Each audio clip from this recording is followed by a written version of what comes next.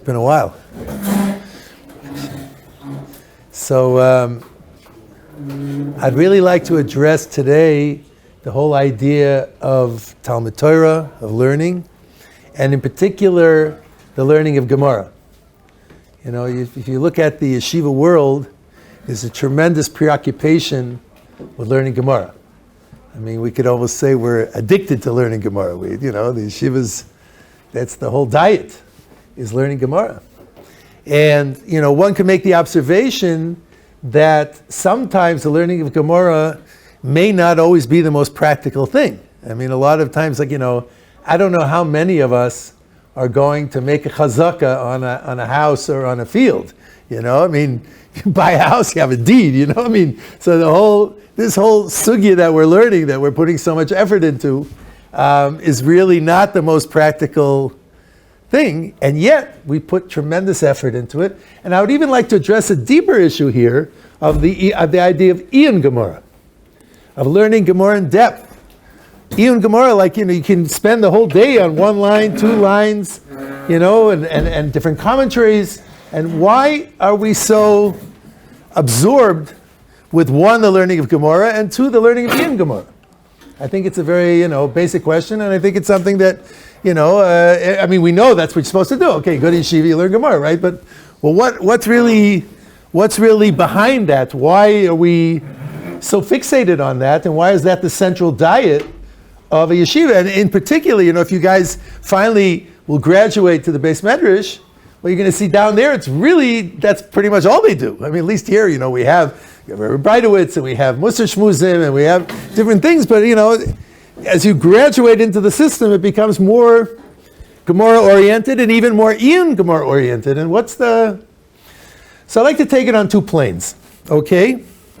I'd like to take it on a simple plane, on a more, let's call it a superficial plane, which is not so superficial, but it's more superficial. And then maybe take a deeper angle on how to look at this. On the superficial plane, Gemara is the source of everything we have. You look in the Shulchan Aruch, every halacha that's brought there is usually 90% of the time based on a Gemara, right? Jewish law is based on Gemara. It's more, the Gemara is more the theoretical, how the discussion took place and what the issues were and which way it went. But on the bottom line, the halacha emanates from the Gemara, right? If you look at, once you finish the sugya of Cheskes Habatim, right? If you look in the Shulchan Aruch, it's going to paskin, not like Rabbi Shmuel, not just kind of giving you a heads up here, yeah, even though you're spending a lot of time with Rabbi Shmuel, yeah, but you're going to see, in certain instances, it will come out like Rabbi Shmuel. Certain instances, yes, but generally like the Rabbanim. So it's still coming out of the Gemara. It's still emanating from the Gemara, right? And so, on a simple level, if we want to know what's behind the halacha, you have to learn Gemara. Because the Gemara really is the basis of halacha. If you want to even understand hashkafa, you have to learn Gemara. How are you going to say, but we have beautiful books in hashkafa. We have great books. We have Derech Hashem, and we have Mesilas Yesharim, and we have all these great books. Where do they get it from? From the Gemara. Right? If you look in any Musar Sefer, Derech Hashem, he doesn't bring sources, but if you look at Mesilas Yesharim, whenever he brings an idea, he'll bring a Gemara here, another Gemara there, another Gemara there. That is where we draw out even basic Jewish hashkafa, basic Jewish philosophy or point of view, and Musar, all comes from the Gemara. Where does Chumash Rashi come from? The Gemara. It's either Gemara or Medrash. That's where Rashi gets his commentary from. So if you really want to know, more like the foundational base of learning, it's going to have to come from the Gemara. So if you know the Gemara, then you have a basis of what to do. You know the halacha. And you also know the basic philosophical principles and basic Musar principles that you need to know. So that would be, one level. Listen, we're in this world to do. We want to do the right thing. We want to serve God. We want to do His mitzvahs. And we have to know how to do it. And the Gemara brings us in the direction of how to do it. And if you learn Shulchan Aruch, you're learning it in a superficial way. And if you're learning it through the Gemara, you have a deeper understanding of where the halacha comes from. I'll tell you a story. A very interesting story happened to me when I was a much younger person, and I was still in Kollel. And I wanted to learn in a Kollel, which the concentration was on halacha. So there weren't many. Today there's a lot. But back then there weren't many Kollelim. And so I went to visit this Kollel that, their expertise was halacha. Preparing rabbanim and getting smicha and the whole thing. So I walk into the Kollel, and it wasn't really what I was expecting, like the kind of guy sitting there and everything else. And as soon as I had a look at what's going on, I was kind of like already heading for the door, right? And so the Rosh Kollel saw what happened. He saw that I walked in and I was like walking out. And he says, come over here, talk to this guy. Talk to this guy and you'll see what the Kollel is about. So anyway, so I have a discussion with this guy. Young American guy. He must have been, I'd say 25, 26. Very young guy, clean-shaven American guy. And I said, oh, very nice. So I said, tell me about the Kollel. What are you learning? So the guy says to me, I'm learning, again, those of you who are more knowledgeable about how the Shulchan Aruch works, I'm learning Choshen Mishpat in the morning and Even Ezra in the afternoon. So Choshen Mishpat is the laws of damages and property and neighbors and that kind of thing. What we're learning now is in Choshen Mishpat, right? Baba Basra is in Choshen Mishpat. So I'm learning Choshen Mishpat in the morning, and Even Ezra is the laws of marriage and divorce, right? And that's what I'm learning in the afternoon. So I was like, wow, that's really interesting. Never heard that before. Normally a guy is learning Choshen Mishpat, he learns it the whole day. Or a guy learns Even Ezra, he learns it the whole day, or half a day, and then learns Gemara the other part of the day. So this guy was learning Choshen Mishpat in the morning, Even Ezra in the afternoon. I said, wow, so how long is the program? Because normally Choshen Mishpat, if you look at most Kollelim, Choshen Mishpat is 5 years. And usually they take 6 till they finally become a dayan. It takes 6 years. And Even Ezra is 2 years to 3 years. He says, a year. I'm like, wow, that's pretty impressive. Like, you're going to finish both in a year. Like, what, you're going to be a dayan and be a dayan in marriage and divorce in 1 year. I said, oh, that's very interesting. I said, what'd you do last year? So last year, he tells me what he did last year. He finished the laws of kashrus.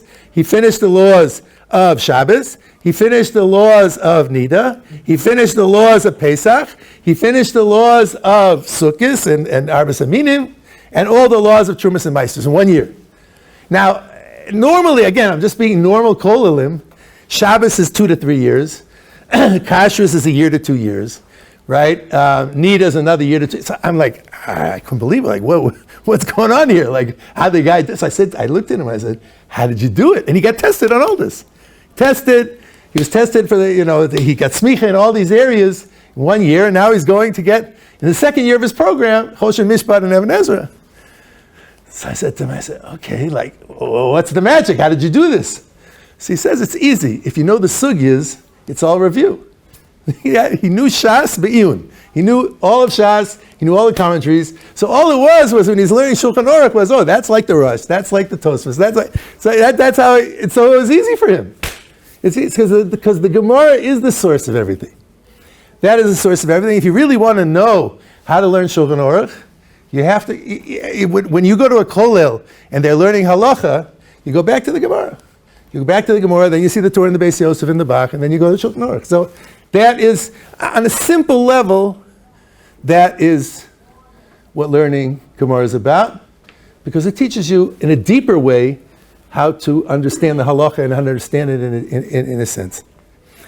But I don't think that's enough. I don't think that's enough. There has to be something more here, because if you look at the fact, again, if it's just to understand what to do, so shouldn't we be learning brachas? Right? We should learn Masechta Brachas. That's 1/3 of Or Chaim. 1/3 of Mishnah Berurah is Masechta Brachas. Right? We should be learning that B'iyun. Right? Or Masechta Shabbos, because we have to keep Shabbos every week.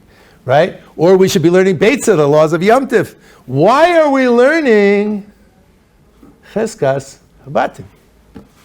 Are we really going to be involved in making a chazakah on a field, on a house?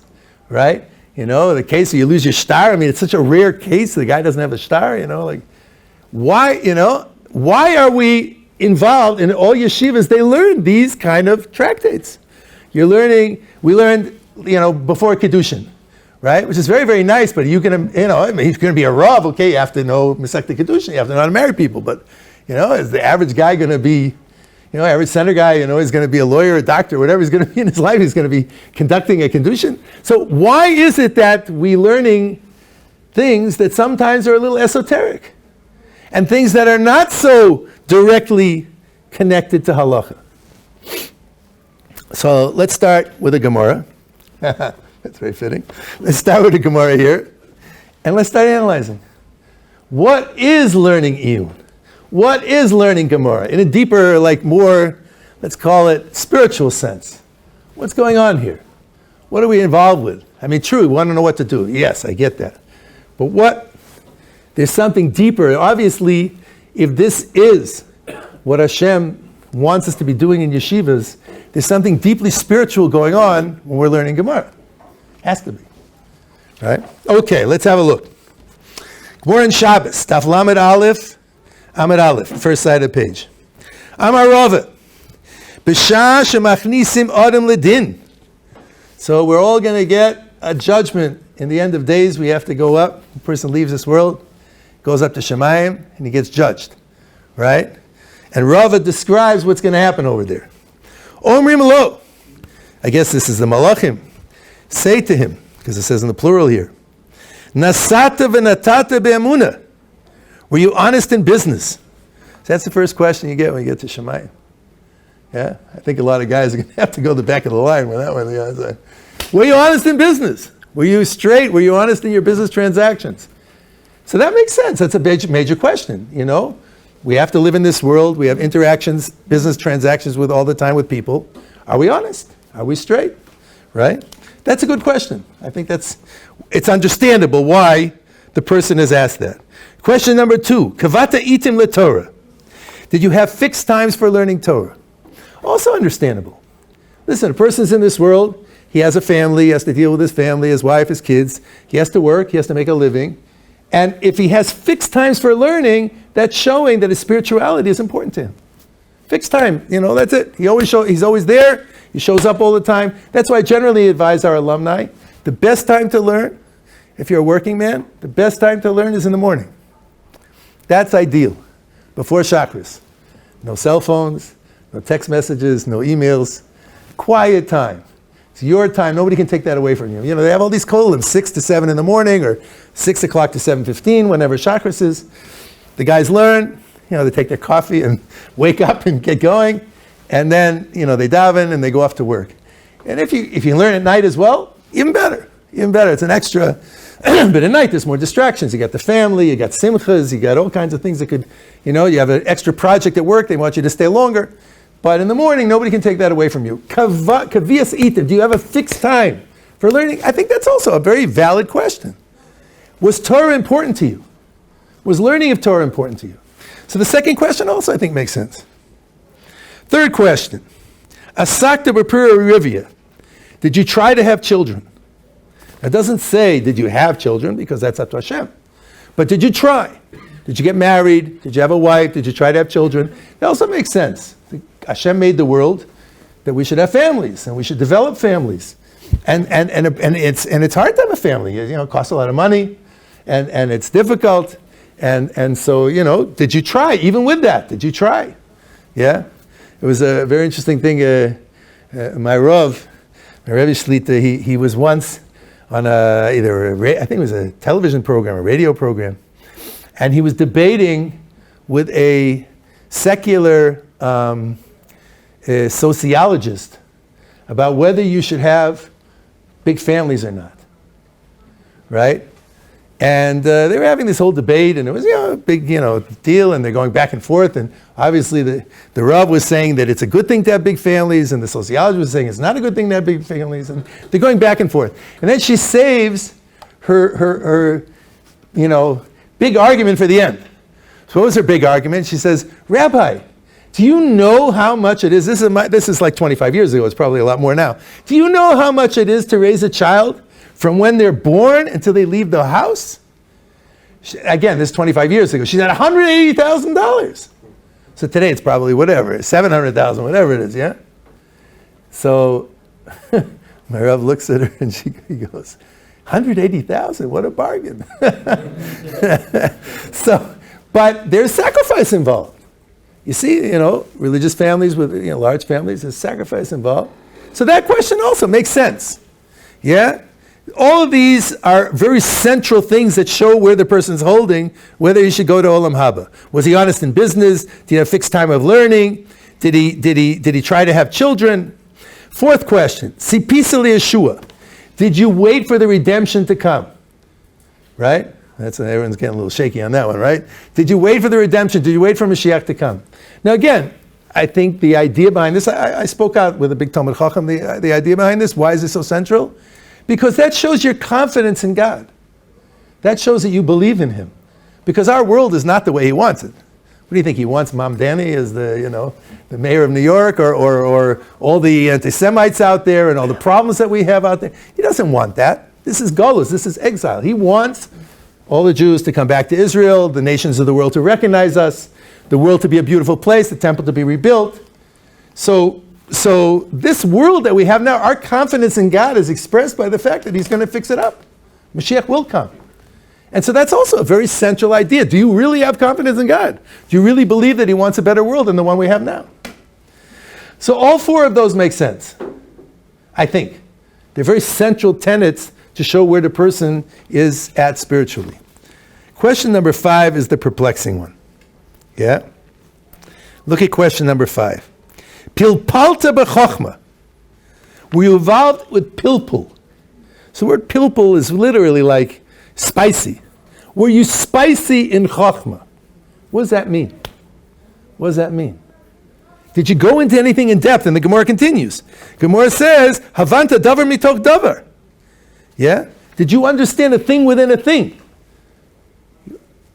What's the Gemara talking about here? Iyun. Did you learn anything in Iyun? Did you learn anything in depth? Did you learn, did you go back and forth like the Gemara? Back there, like you can look like this, you can look like that, you can see it this way, you can see it that way. Did you learn like that? Did you go, even in Ashkafa, even in Chumash, did you take anything and plow it underneath and learn it deep? Why is that one of the components of going to Olam Haba? The other four I get.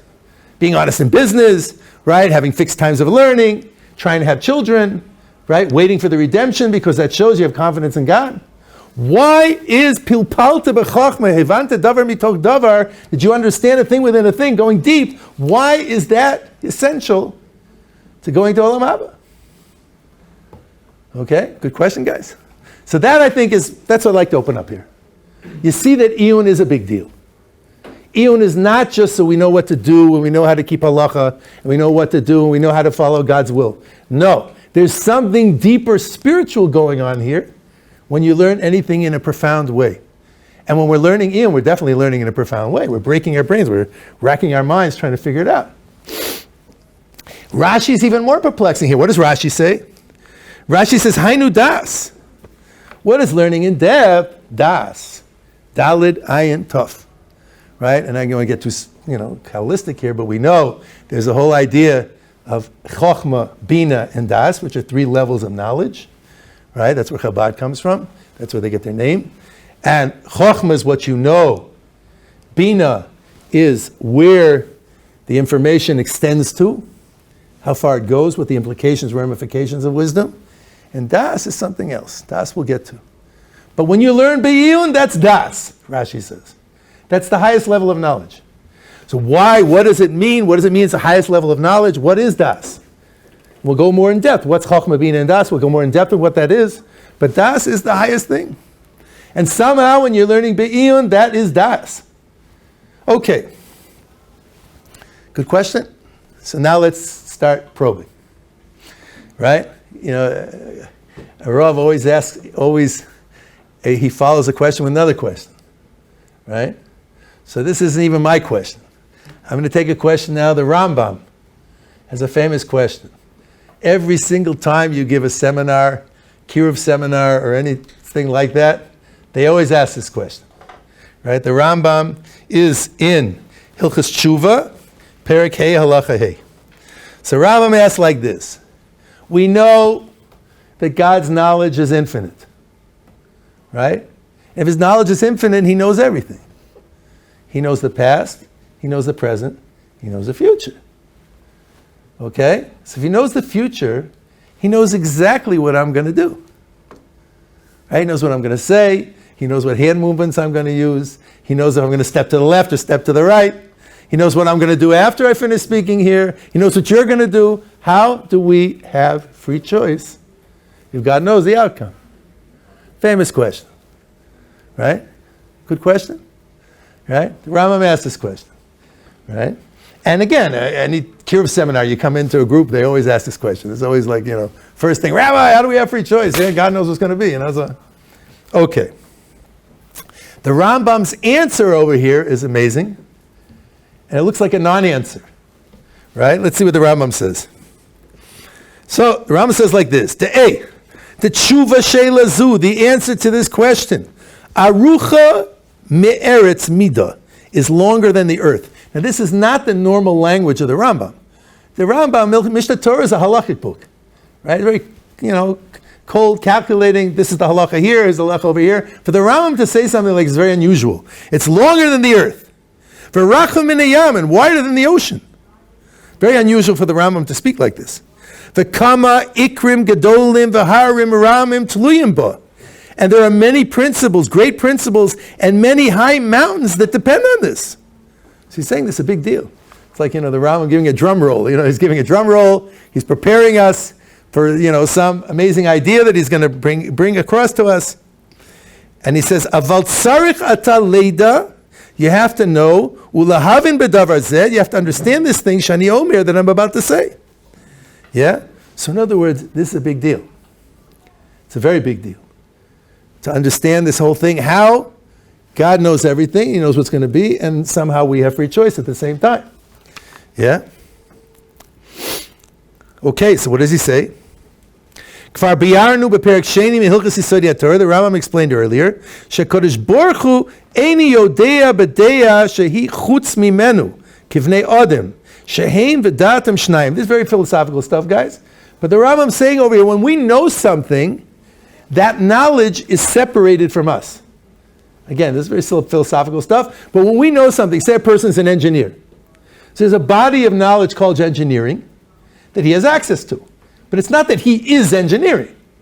You get it, right? If you know medicine, right, you have access to a body of knowledge called medicine, but it's not that you are medicine.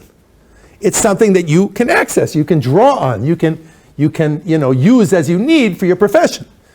Or even if you're a Talmud Chacham.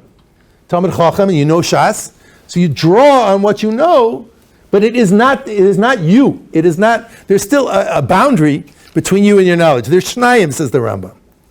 Yeah? Elohu Yisbarach. But God himself, Yisbarach Shmo, V'dato Echad. He and his knowledge are one. Okay? Now with God, because he's not physical, and because he's beyond space and time, his knowledge is him. Okay? What he thinks is him. There's no division here. When we think or we know something, that is not us. That doesn't define us. It's something we draw on. But what God knows or what he thinks or whatever, his thought process is him. Because he's indivisible. He's one. So he's saying that him and his knowledge are one. So again, it needs a lot of explanation here. Right? We're going to try to explain this, what the Rambam is talking about. Right? This whole Ohr Somayach, where our holy yeshiva is named after. And I'll go through the Ohr Somayach, how he explains what the Rambam means here. Boy, I'm running out of time. Okay, so let's have a look here. And the Rambam continues.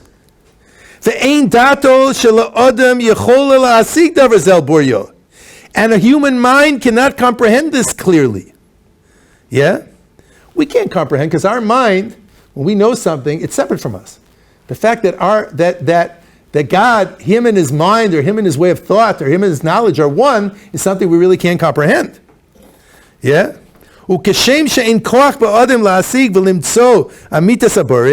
And just like a person cannot really understand God himself, we'll have to talk about what that means. No person can actually see me and be alive. We can't understand the way God's mind works either. So what's going on here? What's the Rambam talking about? So the Ohr Somayach, if you have a chance to look at it, there's 3 whole pages on this Rambam. Amazing Ohr Somayach. He explains the Rambam, he explains what's going on in the Rambam. And he says like this, the Ohr Somayach says, first of all, he proves there has to be free choice. Right? Every society believes in free choice. Right? Because they reward those who do good things for the society and they punish those who do bad things. How can you punish a guy for doing something bad if there's no free choice? It was predetermined, you know, he had to go kill somebody or he had to go steal or whatever. So all of society, and it's not just preventative, you're not just locking the guy up because to prevent him from hurting other people, there's a constant of punishing the guy. Every society. It's the only thing that humanity agrees on is free choice, right? And you reward those who are good for something. You give him a medal, or you give him honor, or the president, you know, puts a thing around his neck, whatever. In every society, there is reward and punishment.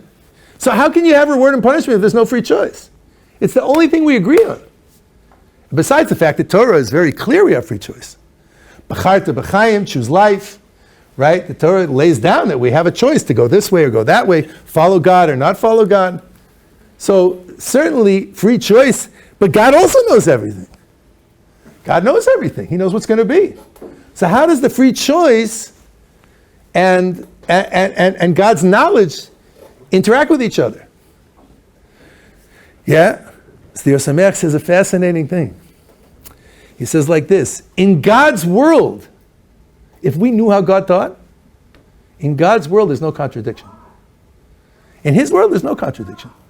Whatever His knowledge is, whatever how He thinks, there's no contradiction. The fact He knows everything and what's going to be, and the fact that we have free choice.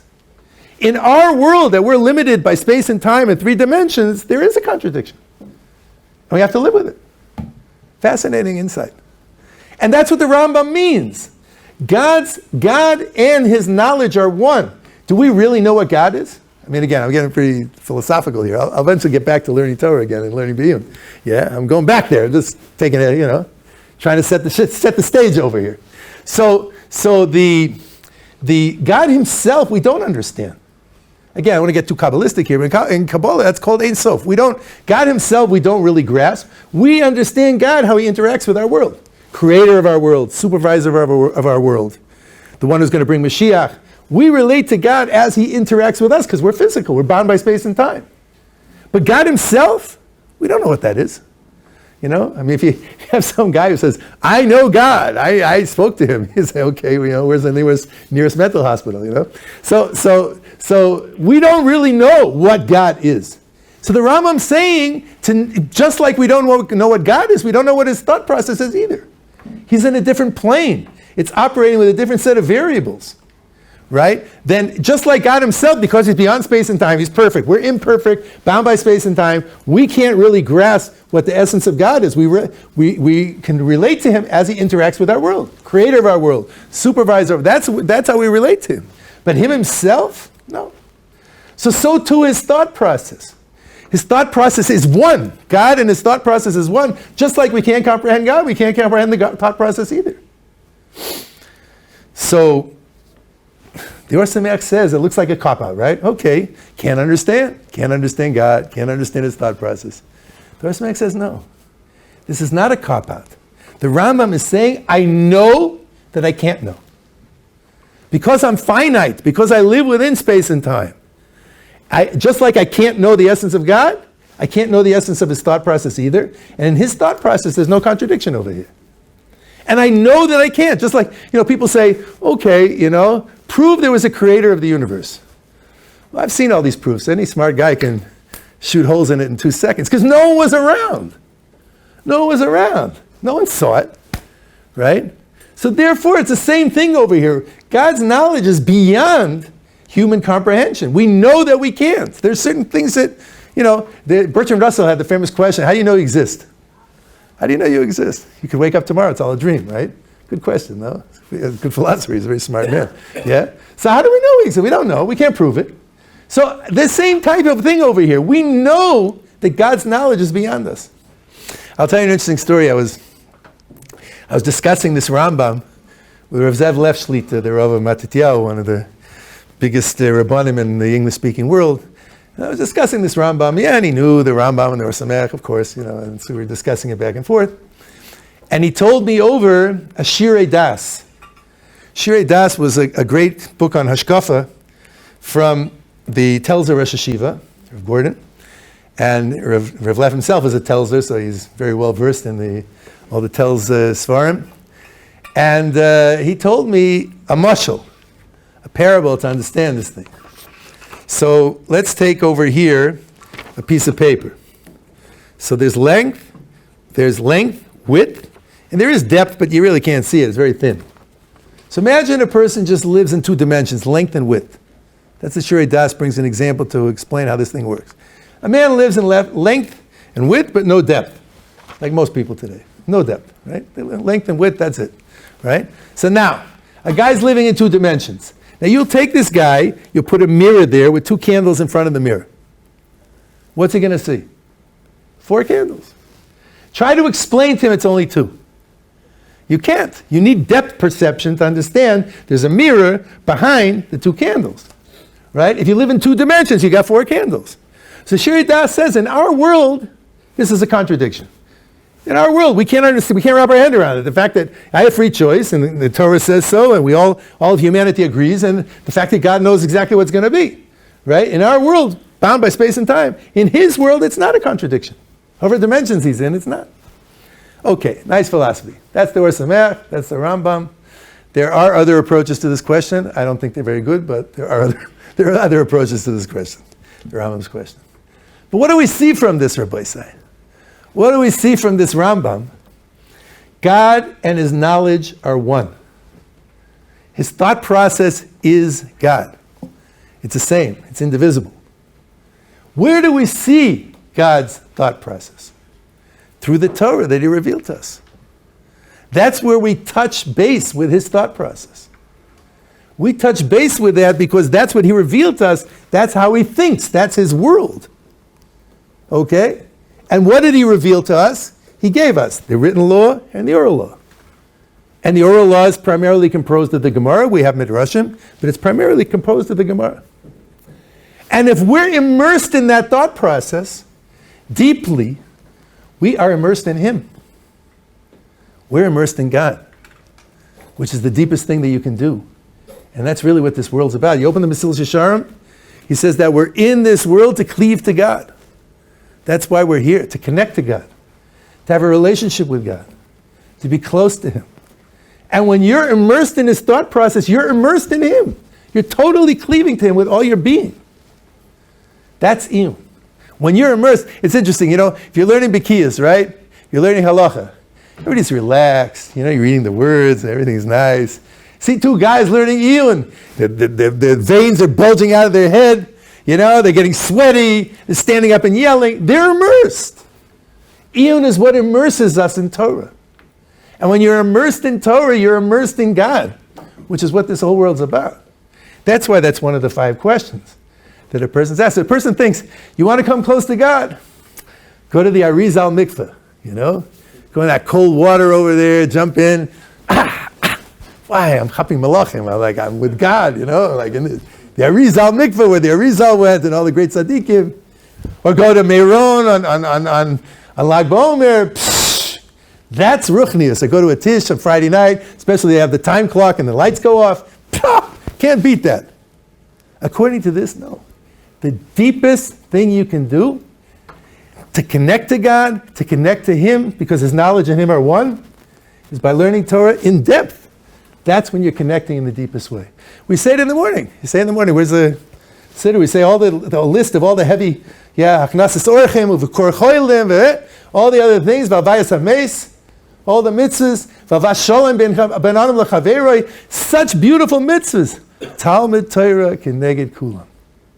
Talmud Torah is the deepest thing. That's why the Tanya says, every other mitzvah, you're touching God. You have a relationship. Arizal mikveh, you're touching God. Putting on tefillin, you're touching God. When you're learning Torah, as you should, you're hugging God. You're in a very close relationship. So yes, we have to know what to do, and that's why we learn Gemara, and it's important to know what to do. But we're immersed in spirituality. When we're deep into Baba Basra, learning it be'iyun, we're immersed in God's knowledge, which is him himself, cleaving to God, which is what the whole world's about. So anyways, we should be zocheh, do a lot of learning, and to come close to God. We maybe not feel it. Even if you don't feel it, it's happening. And Bezrat Hashem, it should be a good zman. Thank you for listening to this Ohr Somayach production. To find out more and to partner in our mission, please visit ohr.edu.